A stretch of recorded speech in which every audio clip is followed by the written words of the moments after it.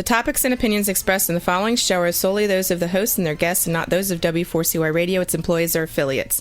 We make no recommendations or endorsements for radio show programs, services, or products mentioned on air or on our web. No liability, explicit or implied, shall be extended to W4CY Radio or its employees or affiliates.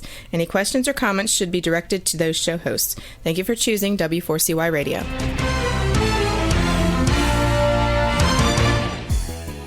Welcome back, everyone, to the Geeks, Geezers, and Googlization Show, the home of Googlization Nation, where we talk with HR and business thought leaders about the crazy shift going on in the world of business, technology, and HR. Here's your host, Ira Wolf, and co-host Keith Campagna. Hey, everyone. Welcome back to Geeks, Geezers, and Googlization and Googlization Nation. Unless you are inundated by applicants just wanting to get into your company and those applications are coming from top talent, or you just don't care about candidate experience, then you can kind of turn off and not listen to us. But if you do, if you're not getting top talent, if you're not getting enough applicants, if you're having trouble retaining your employees, then this is the show for you. We got a great lineup. We've got Debbie Levitt today, who just wrote a book called Delta CX. She's got a great model. She's been my mentor and my curse on customer and on candidate experience and customer experience. I thought I knew what it was until I met Debbie about 2 years ago, and it's like every day I just learn something new. So welcome to the rabbit hole of candidate experience and or CX as she calls it. Keith, you and I spent 2 days together. We haven't seen each other in weeks. Right. It was funny the first day. We were like, wait a minute, how the hell are you? Yeah, and well, we know what we're doing because we do communicate, but we were at the Lehigh Valley SHRM meeting, or as the one person said, SHRM. SHRM, that was great. The we SHRM, had SHRM and cannabis in the room at one time for HR. Yeah, it was amazing talk. It was the Lehigh Valley SHRM's annual meeting. They actually have a waiting list of people to get in. Like 250 people there, a lot of vendors. First day, it's talking about legal things. I mean, they were talking about legal topics, compliance. The first speaker was on FSLA, and you'd think it's a lot of it's pretty boring. A couple of the speakers were pretty entertaining, and then they had a lot of breakouts for all the attendees. But yeah, it closed with the topic about cannabis. And, I heard the first part. Unfortunately, I had to leave and do a couple things, but it was, a great explanation by a physician of where that was. And it's just one more of the challenges. And as you said, hey, we got to get these people on. We got to have a show about cannabis in the workplace, Yep. Not just about cannabis, but the implications of that, which are enormous, many. And there are a lot of benefits, but there are a lot of challenges. So if there's anybody out there that is an expert in the area, certainly let us know. You can go up to our LinkedIn profiles. You can go up to geeksgeezers.googlization.com, submit a request, and we'll get you scheduled. So again, anybody that's got pro or con, legal experts, just let us know. I mean, it'd be a great topic. But it was a good day. I know you made a lot of contacts. I made a lot of contacts. Now we got to get back and try to apply them. And it's really interesting to me. Here we are talking with Debbie about the customer experience, and anymore with the way that and it almost sounds like we don't have to keep saying it, but the way that the talent marketplace now is driving the behavior organization, and that means both as candidates and as employees, you see the idea of who really is the most important customer to an organization. We both know Kevin Grossman and all the stuff him and Jerry Crispin are doing over at the talent board. They have put together a almost back of the napkin like a project process where if you have a retail organization or really any company that the people that you are looking to employ could very well be your customers, they have a process that shows how if you do the candidate experience the wrong way, you will have I think it's a 13%, you run a risk of losing 13% of the people as paying customers. And the first time I sat down and actually heard of this, you kind of wonder how much that translates into tangible revenue. But the guy sitting next to me was from IBM, and that number was huge. Because if you have somebody who comes in and they wind up having a large they work for an organization, you run the risk of losing big dollars. Yeah, IBM's done a ton of work on that. In fact, there's I was doing some research for today, and just I've got that big pre-conference session coming up on Sunday, so I was looking for some fresh stats. The number actually 13%. It sounded conservative. The survey that I'm looking at is 54% of job seekers who had a negative experience would have an impact on their decision to buy. Absolutely. Yeah. I mean, I'm guilty of it just like anyone else. Right. It's not that. It's really part of what I like about human resources is that it's not really that hard to see the value of what we're talking about. The truth of the matter is, when you boil it down, we are all employees. We are all people. So you don't really need a crazy amount of Excel spreadsheet capability here to see how there's absolute impact with the way that businesses engage with their customers and their end users. It's really something else, especially with the way that the talent market has gone to basically nothing. I'm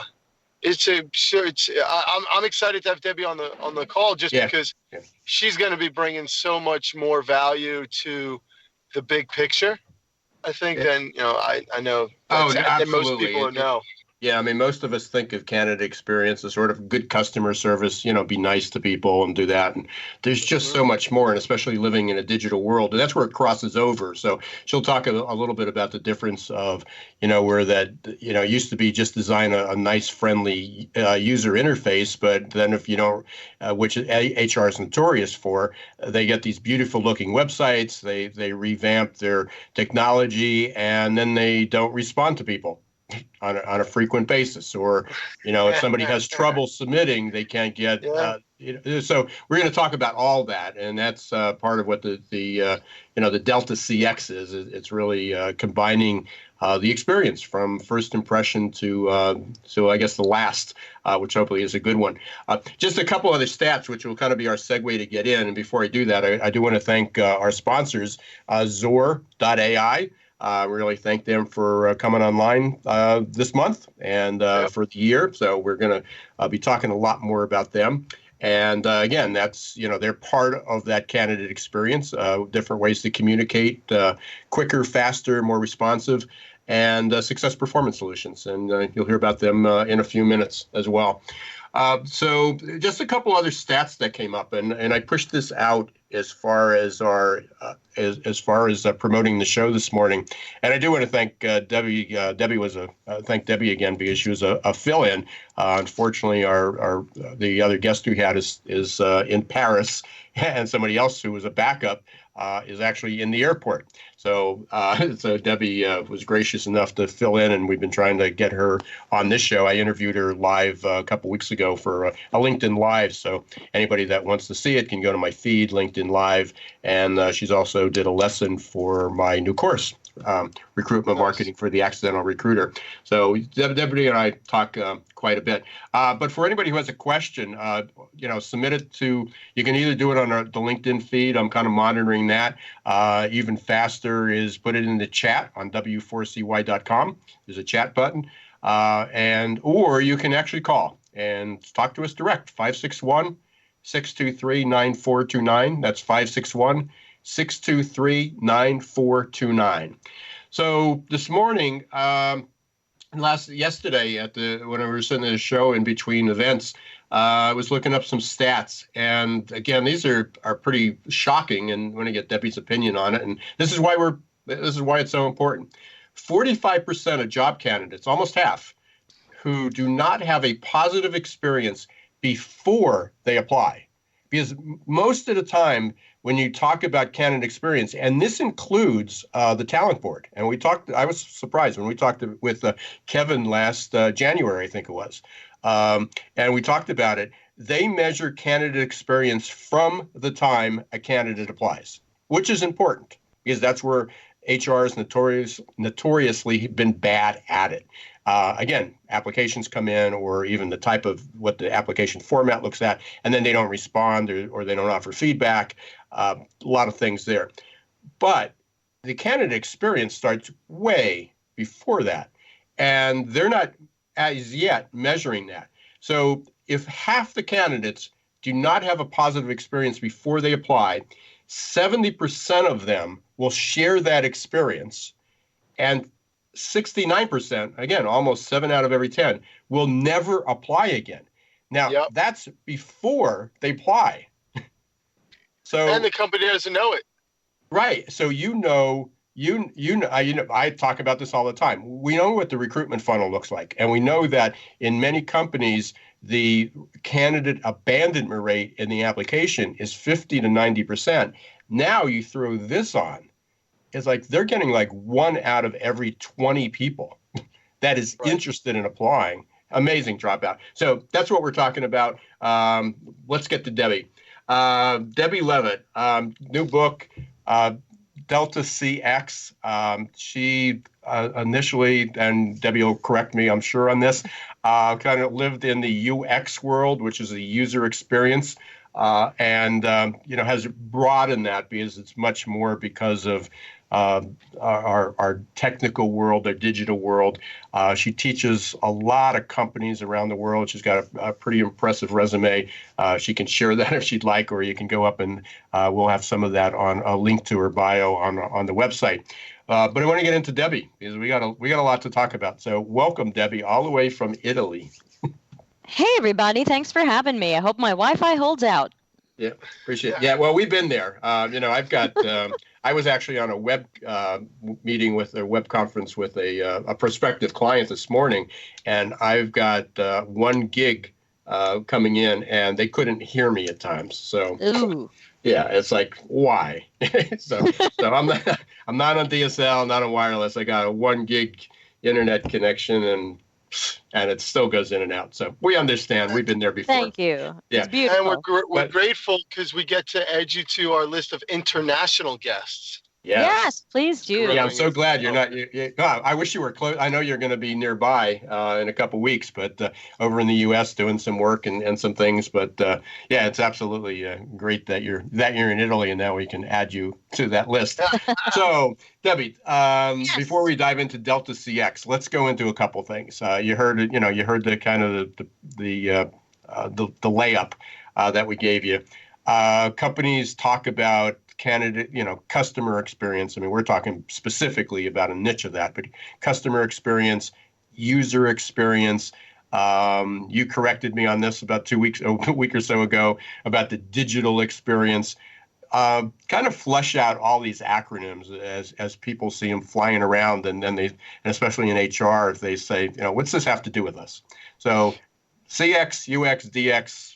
Yeah, let's do some definitions. And very quickly, hello to everybody listening. And hi, I'm Debbie Levitt, and you can learn more at deltacx.com. I've been doing CX and UX work for 25 years, so this is not new to me. And now let's explain what all of these X's are.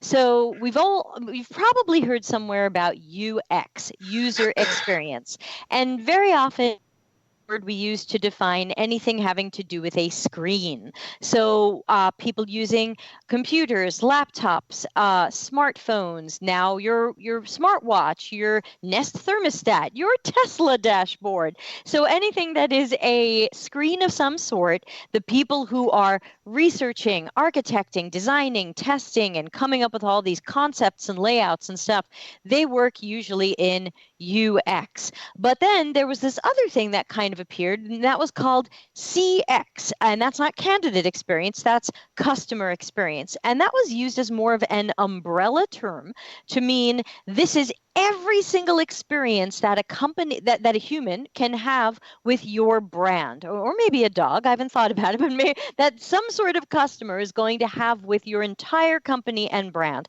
And the example I like to give is if you're going to stay in a hotel room, maybe you booked that room online. And so the process of searching for that hotel room and choosing a price and reserving it, that was probably UX in a strict definition. But then when you got to the hotel and the way it was decorated, maybe the way it smelled or didn't smell, maybe the way the people treated you, maybe the way they smelled, all of these things are now part of the customer experience because they're away from screens, but it's still something that a company can precisely plan and architect and design that affects your experience and affects their perception of your brand. And then as for DX being digital experience, that's not really a word that we use very much. I know it's thrown around a little bit for people with the whole digital transformation thing as you're trying to move from paper-based systems to digital systems. But in general, that's not a term that we in the industry use. We are using certainly UX, and then a lot of us are shifting to CX as a broader umbrella term because let's face it, a customer's interaction with a company doesn't only exist on a screen. It can, but in many cases, you're having other engagements with that company, whether it's on social media, whether you've walked into their store. So to bring this back to the stats that Ira just gave, and I wrote them down as he was saying them, I want everybody to imagine for a moment that the 45% of people who had a bad experience before they even applied are people walking into a restaurant. Imagine you're walking into a restaurant you've never been in before. Plates are crashing on the ground. People are screaming at the bar. Somebody walking by holding a tray is pulling a mouse out of a plate of food. What's your impression?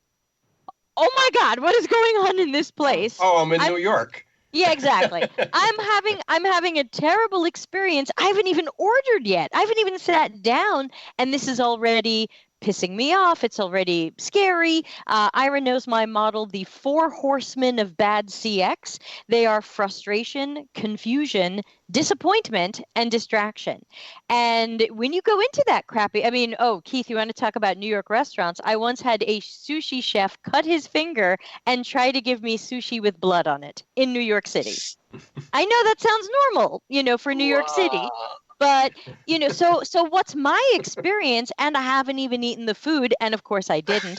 But I think if we all imagined some of our websites and things like that as the real businesses we walk into every day, what if it were a gym? What if it were a restaurant? What if it were our child's school and crap is going wrong as soon as we've set our foot in the door before we've barely done anything else? And you can imagine the 4 horsemen arriving: frustration, confusion, disappointment, and distraction. So when I hear you say 45% had a bad experience before applying, I think, okay, that's almost half the people who were already pissed off, didn't like something before they applied. And do we know, Ira, how many of those people, or how many people in total, then decided to apply? Or do we know how many people were like, F that, I'm not even going to apply? I'd probably have to dig down into the stats if they even revealed that. Okay. But just just to be fair, what it said was there was 45% did not have a positive experience. So there were, and then there were, I think it was a small percentage. It was a percentage of that. Let's say half, 25 to 30% had a negative experience. But it's important because there was only 55% that actually had a good experience. If you're in today's market, if you don't have a positive experience, why would I pursue that? I've got a job. I'm looking for a better opportunity. I've got a paycheck. I included this. It's a new section, I think I showed you, Keith, yesterday, the other day, that slide, talking about the job seeker decision path. And there are 7 key milestones that a job seeker goes through. And this is from the psychology of it, the candidate behavior. And the first is I make a decision that I'm going to look. That's a decision. It may be serious and maybe not, but it's a decision. And the next one is I start to look, and I look at the company and would I want to work for that company? And at that point, if the first experience isn't positive, why would the job seeker even continue on that path? Why, if it's not better than what I got, why would I why would I go down that rabbit hole? Yeah, and if I can jump in here, and the reality is some people won't, and not everybody is a job seeker who is currently employed. Certainly some people aren't, but the main advice that I have for people, especially in the HR world, is go to your own system, try to find a job, and go through the application process. You can always go into the back end later and take out your own application, but do it twice. Do it the first time at your desk. Make sure you answer every single question. Make sure you upload your resume in a scannable format. And then I want you to do it again on your commute home, on the bus, on your iPhone 6. Or whatever you've got. And we call this, in our world, we call this dog fooding. We call this eating your own dog food. And the idea is that a lot of HR people don't even know how bad their system is because they haven't even tried their own dog food. They haven't even tried to do this. And because if they did, even if they have no empathy, let's face it, most people have no empathy and they're not going to get empathy, and that's okay. But most people, unless you're a psychopath, have sympathy. And I think that we can generate even sympathy from our HR buddies if they were sitting on a city bus trying to one-hand this job application, and every time there was some sort of essay question or something like that, they had to fill it out. And I would love to see how people respond to that, to their own dog fooding. Debbie, let me ask you a quick question. We got right to the HR part of it because we're trying to help out on the HR side of things. The people that you work with, are you finding a different target audience, so to speak, outside of HR? I'd like to think that your impression in the way you just colored HR comes from experience, which means that I have a similar experience in terms of they simply don't get it. And then you have to bring out the crayons and the coloring book and go to the CEO and the CFO and say, like, what you don't know that's happening is A, B, and C. What have you seen in terms of the people that actually want to hear about CX? Yeah, it's a lot of people in a lot of different ways, but I think that one way I would want to address that question more directly is to kind of take a little curve and say, what tends to happen at a lot of companies, not just the HR departments, but other companies, and believe me, you can tell when you're using their apps and websites, is a lot of times companies will say, does it function? Well, if it functions, give it to the customers.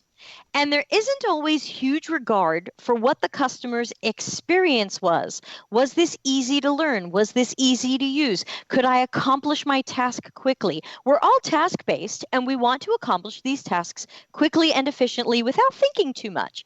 And so what ends up happening is whether HR created their own thing or you bought an outside system, very often someone says, well, does it function? Are resumes coming through? Then it works. Then it's good. And the reality is that that's an extremely low standard. That restaurant we just talked about, is it food? Could you eat it? Will you be glad you did?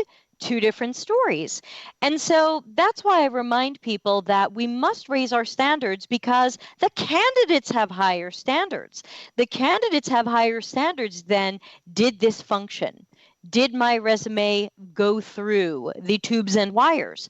There are higher standards, and I want to remind everybody, no matter what your job is, whether you're in HR, sales, design, architecture, road construction, it doesn't matter. You are all customers of these systems that these companies build. and you are judging them. We are all judgmental, and your standards are higher than these companies are building for. And so part of Delta CX is about reminding every company out there that your customers have higher standards than you seem to care about. And it's about making sure we are connecting with these people. So for HR specifically, hypothetically, before you release another junky application to the public, find some people who will test it. Go out and find some stereotypical archetypal job seekers, have them walk through your application, and have someone like me, obviously there's lots of qualified people like me out there, have someone like me do proper CX and UX testing and determine where this thing is flawed. And Ira and I have talked about these a zillion times. There are many, many common flaws in these. And so these are problems that I see not just in HR, they're really everywhere. I've done work for Macy's, I've done work for Constant Contact, I've done work for Oracle, I've done work for startups, and many, many companies, unfortunately right now, have a lot of mentality of, oh my God, we need to go fast, just get this out to the public, they'll figure it out. But I always see that as a giant middle finger. That's a great way to segue into our break here, Debbie. So, hey, you're listening to the Geeks, Geezers, and Googlization show. We've got Debbie Levitt on the line today as our guest. We're talking about Delta CX, or the candidate experience or the customer experience. We talked about the 4 horsemen. We'll have Debbie repeat that. We spent a little time talking about the application, but I definitely want to get to the process before then. We talked about that restaurant experience. What would happen if you walked in and it was noisy and you found a bug in your food or a rat in your food? Happens when, or blood on your sushi. What happens if before you walk in the door? The first thing you get is a negative impression, because that's what candidates see. They go up to the reviews. They go to Indeed, Kununu. They go up to websites, Google, and they see you got a 2-star rating. That's before you walk in. You hear the people complaining. Chances are you're not going to go in. So we are talking about the candidate experience today. You've got me and Ira Wolf, and you've got Keith Compagna, and we got Debbie Levitt. We're going to take a short break, hear from our sponsors, Zor.ai and Success Performance Solutions. Stay right where you are. We'll be right back in 2 minutes. Behind everything you're searching for is something you're actually looking for. When you search with the Real Yellow Pages, you get more than a contractor. You get a whole new curb appeal. It's not just getting directions to a dry cleaner with YP.com. It's rescuing an old favorite from the back of the closet. And it's more than finding a locksmith with YP.com on your mobile. It's getting to sleep in your own bed. Whatever it might be, there are more ways to search and more ways to find exactly what you're looking for with the Real Yellow Pages, YP.com, and YP.com on your mobile, only from AT&T. Imagine how your company would grow if your candidate experience earned a 99% approval rating. Well, to get to 99%, you need the 3 best letters in recruitment technology, XOR. Zor's text bots, chat bots, and audio bots increased IKEA's candidate conversion rate 455%. Zor decreases candidate drop-off rates, improves your candidate experience, and collects analytics for future strategies. To learn more, check out Zor.ai. That's XOR.ai. Hi everyone, this is Ira Wolf, author of Recruiting in the Age of Googlization. I'm excited to announce that my online course, Recruitment Marketing for the Accidental Recruiter, is open for business. This course is the culmination of a 2-year-long project and releases recruiting tips I've learned after hundreds of hours of research, speaking with thousands of conference attendees, and interviews with dozens of experts. It's all available to you in Recruitment Marketing for the Accidental Recruiter. To receive more information or get started, visit our website at www.successperformancesolutions.com and click on the tab Recruitment Marketing for the Accidental Recruiter. Hey, welcome back everyone to the Geeks, Geezers, and Googlization show and Googlization Nation. I am your host, Ira Wolf, and I've got Keith Compagna on the line today, as has been. I know a couple weeks ago was traveling a bit. And we've got Debbie Levitt all the way from Italy. We're talking about Delta CX, the customer experience, the candidate experience. Debbie, there was a question in the chat, and I think you said you wanted to kind of handle that. Yeah, and I also wanted to jokingly say hello from Italy, where Keith's last name is pronounced Campagna. Yes, thank you very much. I have a funny story about that. Not today, we're out of time. No, we're out of time. Not today. Okay, so we've got a question in the chat, and it says, why, when filling out an application, do they repeat the same question in 5 different ways? Now, there's 2 answers to that, depending upon what those questions are. You know, Ira mentioned to me, and he's the king of assessments, and he said, if it is an assessment test, and sometimes the same question might be asked in different ways because that would help validate the answer. I do that myself when I'm doing CX and UX research. I might ask a research subject a similar or same question a few different ways just to make sure their answers are consistent or catch any inconsistencies. Now, if this is more about a job application, more of a straightforward job application and not an assessment a test or form, then I would probably say this could be obviously it's bad. So the 4 horsemen have arrived. You sound frustrated, and it just sounds like that could be something nobody noticed. I mean, if it's probably not exactly the same question, but I would imagine it's something that nobody noticed, because I imagine people plug these things in and nobody checks them or tests them. How many times have you looked at a job application and said to yourself, did anyone even double check this? And so, and of course, in software and websites and apps, we always double check things. You know, we have QA people who test developers' code, but somehow, magically, when we're putting these things out to the public, especially with job applications, somehow these things never get double checked. People are so confident they've done it right. So to the person who asked the question, maybe you can come back and give us a little bit more color or a follow-up question. But I would just assume that there might be a mistake and someone didn't even check it. Or again, as Ira might be saying, they might just be trying to catch you up on something. So guys, back to our other topic. Where were we? So with that, and I want to thank Kevin, I just want to remind everybody else, if you do have a question, put it up in the chat on w4cy.com, put it into the LinkedIn profile, or you can also call us, 561-623-9429, 561-623-9429. So, Debbie, we talked about, we get to that application, and I've talked about that, infinitum. We talked about why it should be a 2-stage. You can ask all these questions. I think going back to Kevin's question, just on a real simple thing, is if you ask for the resume, don't ask them to fill out the complete application.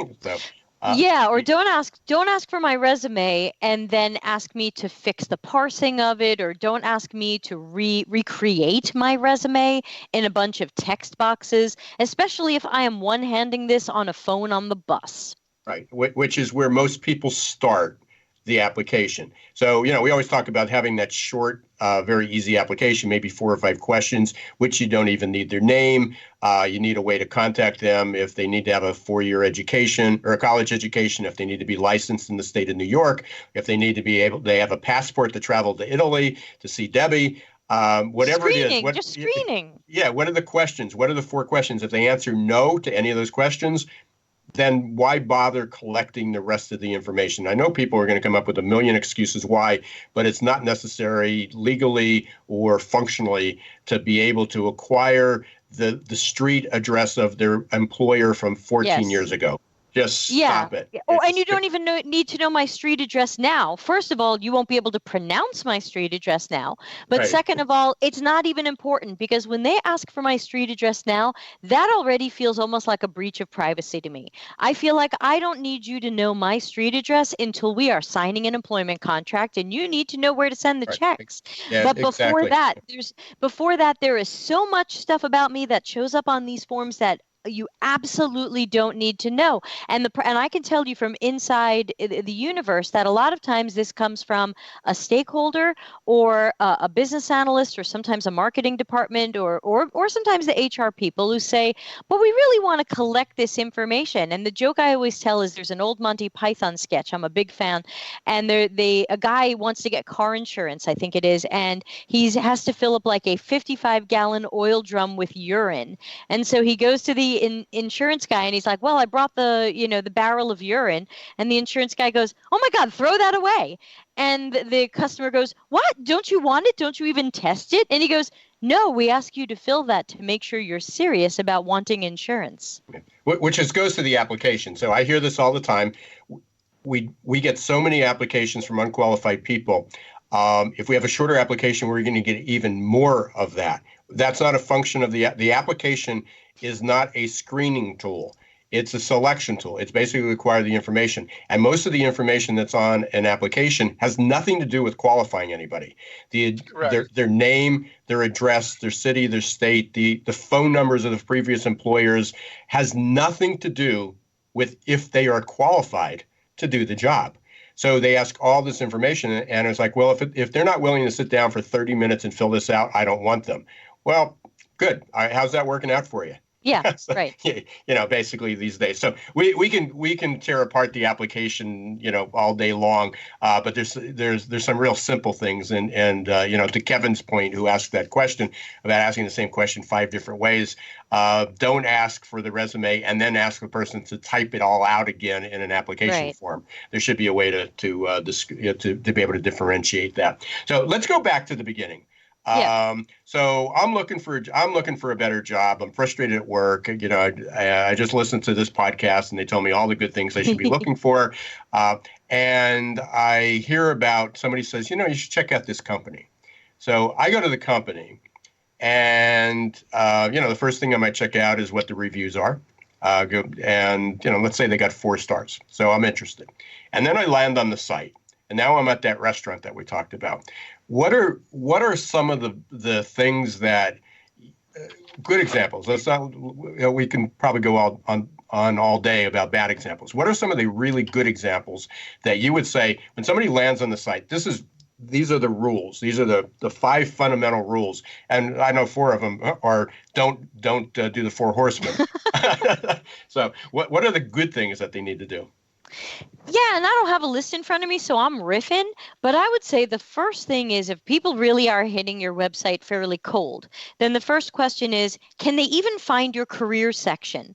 Because sometimes it's buried under About Us, or sometimes it's buried under Our Company, or sometimes it's buried under something else. And sometimes it is exposed. Sometimes it's obvious to find. Sometimes it's only a link in the footer and nobody put it in the header navigation. So I might be getting a little technical there, but I would say step 1, can people even find the career section?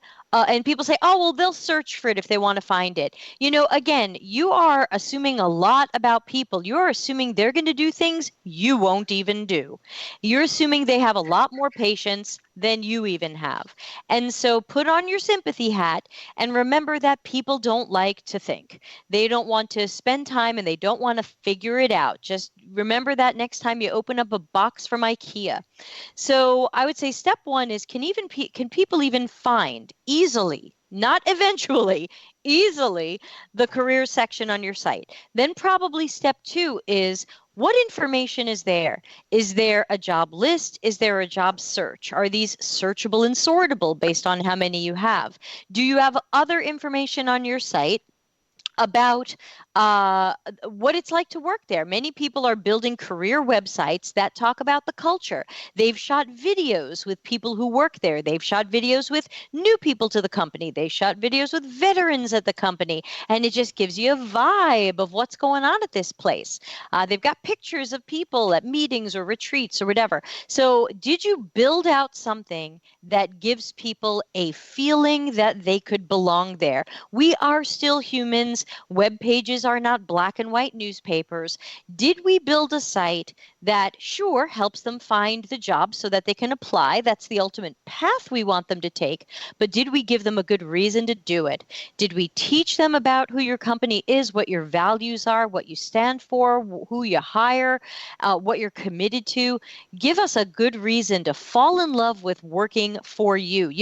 I think sometimes HR imagines, well, all these candidates, they're auditioning for me. They want to work for me and I'll have my pick. And I remind people that audition goes both ways.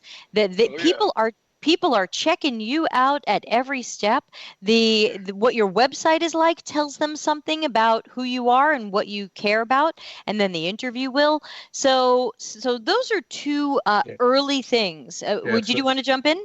Yeah, well, one is it's not 2009. 2009, 10, 11, yeah, there were a lot of people out there, unemployment rates 9%, and people just needed a paycheck. So they might have put up with it. But at in the U.S., 3.6 unemployment, there are many regions where it's well under that, and especially for skilled labor, where it's well under 2%. People have choices. They're looking for a better opportunity. There is no patience that they've got to apply for a similar or worse job, work for a similar or worse company. And ultimately, and I know Keith wanted to ask me about like some of the motivating factors that can get stakeholders and the people who write the checks to help HR improve these things. And ultimately, we don't want our company to be the company people apply to because they're desperate. We don't want to be that kind of last choice. Who remembers applying to college and talking about your safety school, like the school you're pretty sure you could get into if all else fails? We don't want to be the company that people go to work at we don't want to be someone's last choice, because let's face it, that's not going to be a dedicated worker. That's not going to be a long-term worker. And that's going to be a worker that is going to flip. And your company's going to burn a lot of time and money onboarding, possibly training, and having to bring that person on only to watch them leave in a year or whatever. They're going to count the days when they get there. So these are a few key things. And then again, back to the other thing, just making, test your own website. Try using it. Get people in, get someone like me to come and run these tests who can take a look at these things and give you an audit of the candidate experience. Ira and I have talked about that. Auditing. Yeah, well, we have our quiz. We did our candidate experience quiz. We did, and many people did terribly. And so we have to remember that, there's another thing. I interviewed someone in my book who works with people with disabilities, and she said her company, it's not even a company, it's the state of Oregon, her state group that she's part of, just brought on a new HR system into their department and their organization. And even though people who work there are blind and disabled, they picked a system that doesn't work for the blind. And let me just emphasize that, because I did talk to a couple of attorneys, because there was like a handful of attorneys that were at this conference, because it was a legal conference, legal and benefits. One is, last week there was a case that, and again, it fit in line exactly what you're talking about. There was a case that was turned down by the Supreme Court, so there's no ruling on it yet, and it was for Domino's. But apparently they're not alone. No. That there are people that are basically, suing for the lack of accommodation. But then the following day, I got a notice from Dish Network, or not from Dish Network, but about Dish, that they settled for $1.5 million for someone because the application did not accommodate their disability. And let's talk about that for a moment, because I looked up a list. And I know you can give long answers. It's going to sort of be short because we got like 7 minutes left. I'm going to go short on this.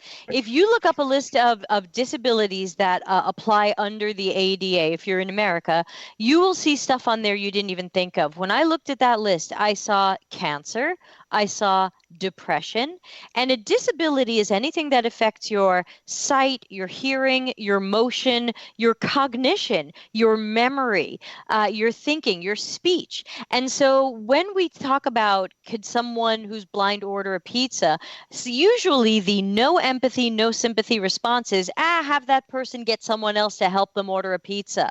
But someday, if it ever happens to you, hopefully not, but if you are ever in that situation, you will eat your own words, because what I find is that people who are disabled, for the most part, want to be as independent as possible. They do not want to have to call somebody every time they want a pizza.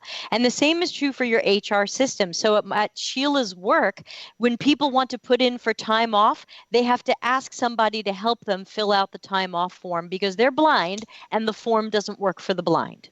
That's incredible. So, real quick, we got a question from Kim. I own an online clothing company. How can I get people to leave a review? People don't really leave reviews unless it's a bad one. So I think there's a couple parts of that. But Debbie, what do you feel about, obviously you can add, sometimes you have to ask for it, make it prominent, put a rating system up there that they can have a thumbs up or a thumbs down. At least that's a start.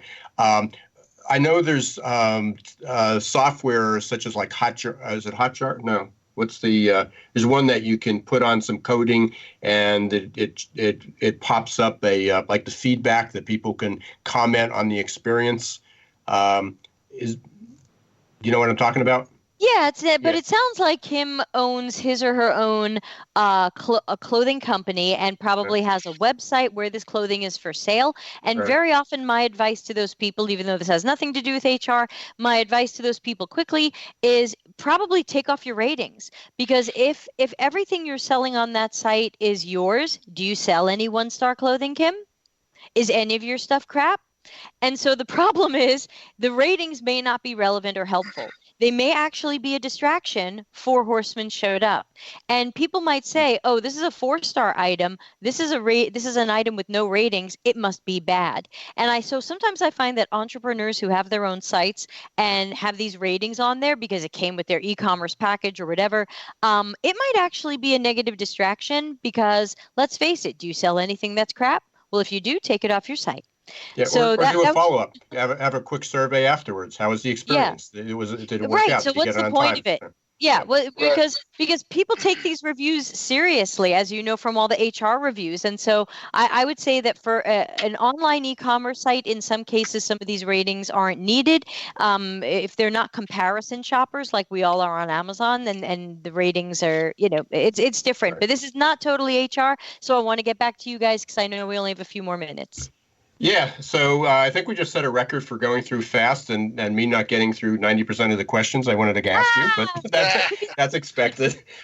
So you've been listening to the Geeks, Geezers, and Googlization show. We've had Debbie Levitt. Debbie, how can people get a hold of you? I know you blog. I mean, you're all over the place. So tell them about your book and how they can get a hold of that and you. Yes, absolutely. I am very findable on LinkedIn as Debbie Levitt, D Delta, EBBIE. L for Levitt, E-V Victor, I-T-T, 2 T's. You can find me there, heavily photoshopped. No, lightly photoshopped. Follow me there. You can also look up deltacx.com and you can learn more about my company and my model. And the model is all about how we can transform our businesses to care more about customers. And we claim we care about customers. We claim we're customer centric, and then we just don't freaking do it. So my model is going to tell you about how we can do that. It's really centered upon how we can hire the best CX and UX people and start putting better stuff in place for all of our customers, whether those customers are paying, whether they're internal, whether they're candidates. These are all customers in one way or another, people we could do business with. So check out deltacx.com. There's a link there to the new book. The book's available on Amazon for Kindle and paperback. I think that's most of the places you might find me. Yeah, your paperback, I don't know if you knew that. I went up to actually get a hard copy because just so I have it, and it's actually out of stock. So no, it's not. Okay, let me explain that quickly. It's so what happened was I changed the size of the book, and Amazon wouldn't let me change the size of the book, so I had to put the old size out of print. If you search on Amazon and the paperback says out of print, just search again and pick the other one. Oh, okay. And we'll get that. Well, good for other people that they know. Yeah, that. I'll send you guys the link. That is a weird thing. That's Amazon. That's bad UX. The 4 horsemen have showed up, but I promise my book is in print. Search a little bit more. Okay. And for everybody out there, great. She interviewed lots of people, including me. So I don't know if I'll put myself in the great people, but we had a good interview about assessments and so forth for UX. But there's a chapter on empathy, and we talk so much about this of putting the human back in HR, or the human back in HR because of all the technology. And as you said several times today about empathy in this whole process, so critical. You would have never thought it would have been a UX book, but it is, and I think that's remarkable. It's a great interview, and then also the one about the accessibility. So Debbie, thank you very much. Again, we flew through this. As I don't know why I had any expectations different that would be able to do that. We'll get you back. I know you and I will be communicating often. Keith, you get 10 seconds, final words. No, Debbie, thank you so much for pronouncing my name correctly on the internet. CC. Yeah, and I even spelled it right because I blew it the other day. Thanks again, everyone from Googlization Nation. We're always interested in hearing what's on your mind. Let us know how we're doing. If you want to be a guest or you want to be a sponsor or you just want to share your thoughts, let us know what's going on. Don't forget to join Googlization Nation. You can connect with me or Keith on LinkedIn and Twitter. You can go up to the website, geeksgeezersgooglization.com, and sign in. Thanks again to Zor.ai and Success Performance Solutions for being our sponsors. Join us next week, Wednesday, 1 p.m. Eastern Time, w4cy.com, or you can catch us on any of the podcasts, Apple, Google, iHeart, SoundCloud, Amazon, Spotify, you name it, we're there. Until next week, don't let the shift hit your plans.